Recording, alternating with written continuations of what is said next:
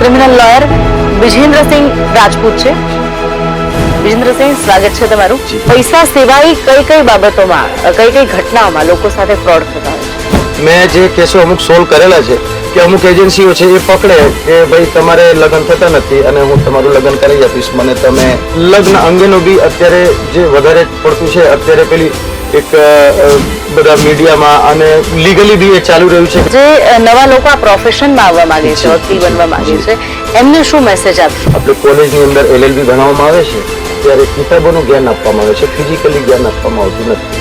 એટલે આપ ભણીને આવ્યા પછી ફિઝિકલી જ્ઞાન માટે કોઈક સિનિયર પાસે થોડાક દિવસો અનુભવ લેવો જોઈએ અને અનુભવ લીધા પછી વાત કાયદાની જુઓ માત્ર બી ઇન્ડિયા પર।